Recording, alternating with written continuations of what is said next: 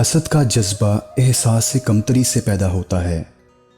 جو شخص آپ کو گھٹیا سمجھتا ہے وہ دوسروں سے جلتا ہے۔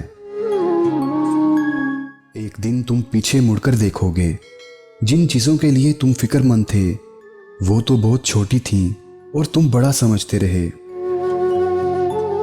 اس سوچ اور انتظار میں کہ دوسرا بھی تو اچھا ہو، ہم ہی ہمیشہ اچھے کیوں ہوں؟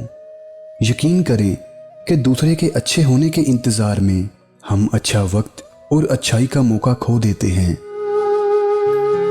انسان کو تحقیق اور خواب سے برابر کی محبت ہے، اور وہ ان دونوں کے درمیان جولے کی مانند آتا جاتا ہے۔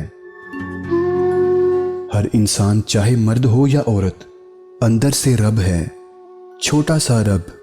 ہر رب کی یہ آرزو ہے کہ کوئی ایسا بھی زندگی میں آئے جو اس کے ساتھ کسی اور کو شریک نہ ٹھہرائے۔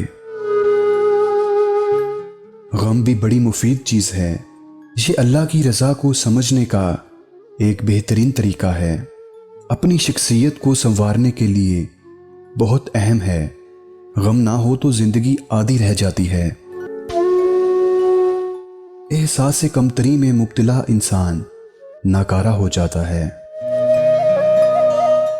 محبت سفید لباس میں ملبوس عمر و یار ہے، ہمیشہ دو راہوں پر لا کر کھڑا کر دیتی ہے۔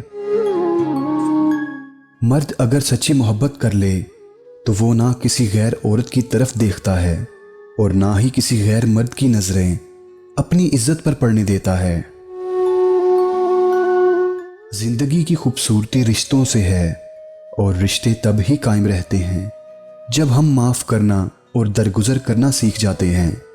اگر ایسا نہیں ہے تو پھر ہم صرف ایک قیدی ہیں ان سماجی رسموں کے جو ہمیں ساتھ رہنے اور ایک دوسرے کو دیکھ کر مسکرا دینے پر مجبور کر دیتی ہے۔